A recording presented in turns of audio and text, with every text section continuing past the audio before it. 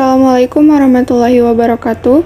Kami dari kelompok 1, mata kuliah Ulumul Quran, Prodi Teknologi Informasi, akan menampilkan video tentang pembahasan Al-Quran yang dibagi menjadi 5 poin. Poin pertama yaitu tentang pengertian Al-Quran secara bahasa dan istilah yang akan saya sampaikan. Poin kedua tentang nama-nama Al-Quran. Poin ketiga tentang perbedaan Al-Quran dengan hadis qudsi dan hadis nabawi. Dan poin yang keempat yaitu tentang isi kandungan di dalam Al-Quran yang akan disampaikan oleh Lady Dwi Ulfa. Dan poin yang terakhir yaitu tentang karakteristik Al-Quran yang akan dibahas oleh Mastura Sajidah. Pengertian Al-Quran. Al-Quran menurut bahasa. Para ulama berbeda pendapat tentang definisi Al-Quran, tetapi mereka sepakat bahwa lafaz adalah isim, yaitu kata benda, bukan fiil atau kata kerja, dan juga bukan harf atau huruf. Isim yang dimaksud dalam bahasa Arab sama keberadaannya dengan isim-isim lain, kadang berupa isim jamid dan kadang berupa isim mushtaq. Ibnu Katsir berpendapat bahwa lafaz Al-Quran, isim jamid ghair mahmud, yaitu sebuah nama khusus yang diberikan kepada Al-Quran yang merupakan kalam Allah. Al-Quran merupakan nama yang diberikan kepada kitab Allah, yaitu isim alam ghair mushtaq. Jadi, terjadinya perbedaan pandangan ulama terhadap lafaz Al-Quran secara bahasa tidaklah menunjukkan pada lawan kata, namun pada perbedaan jenisnya. Makna ini semuanya mengandung makna, yaitu mengumpulkan kata-kata, ayat-ayat sebagian dengan sebagian yang lain dalam kesempurnaan dan keindahan serta kejelasannya. Bacaan huruf-huruf Al-Quran terpelihara atau tertulis serta membacanya dianggap ibadah. Al-Quran menurut istilah. Ulama berbeda pendapat mengenai definisi Al-Quran menurut istilah disebabkan banyaknya kekhususan Al-Quran itu sendiri, namun demikian maknanya tetap berdekatan. Mustafa Dib Al-Bugha mendefinisikan bahwa Al-Quran adalah lafaz bahasa Arab yang mengandung mukjizat. Narudin memberi definisi bahwa Al-Quran adalah kalam Allah yang diturunkan kepada Nabi Muhammad SAW. Al-Kanafi mengatakan bahwa Al-Quran adalah yang ada pada mushaf di tangan kaum muslimin di timur dan barat. Dari beberapa definisi tersebut, dapat dipahami bahwa Al-Quran adalah kalam Allah Subhanahu wa Ta'ala yang mengandung nilai mukjizat yang diturunkan kepada Nabi Muhammad SAW yang ditulis dalam mushaf, diturunkan melalui malaikat Jibril alaihi salam secara mutawatir. Membacanya mengandung nilai ibadah, dimulai dengan surat Al-Fatihah dan diakhiri dengan surat An-Nas. Oke teman-teman, di sini saya Lady Dwi Ulfa akan melanjutkan presentasi dari teman kita Vina.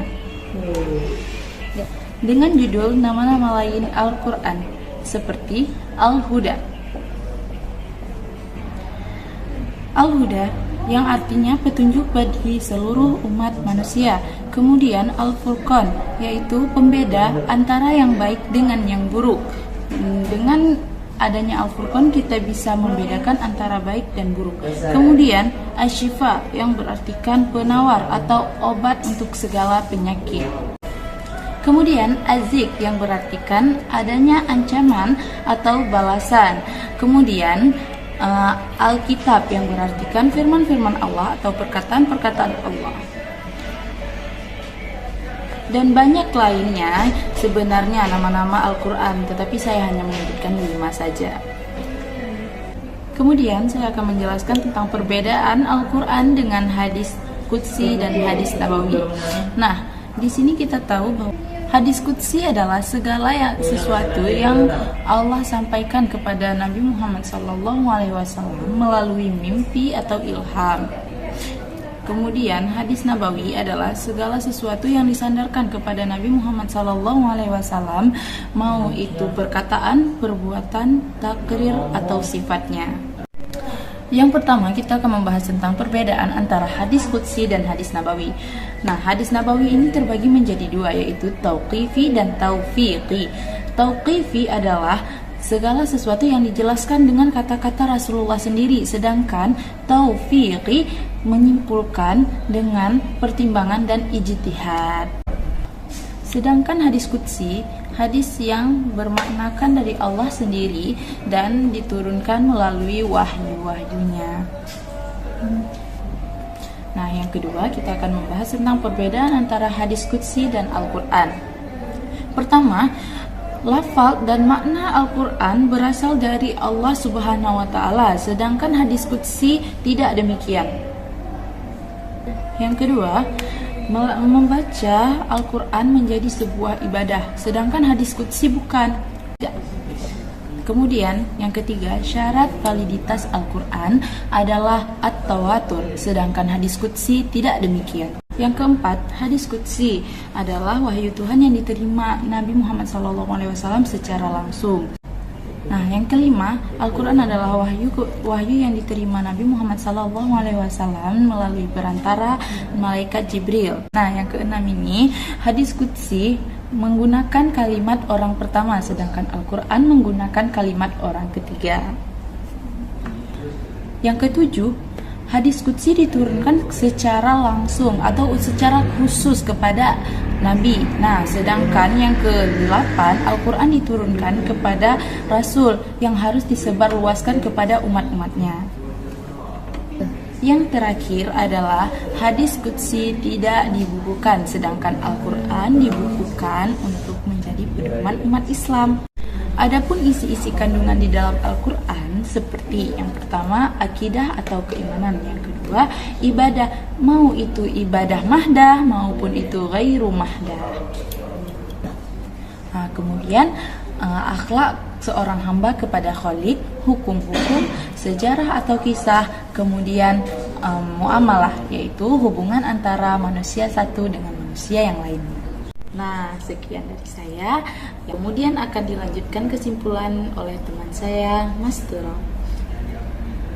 Karakteristik Al-Quran terbagi 7. Yang pertama, Al-Quran adalah kitab ilahi.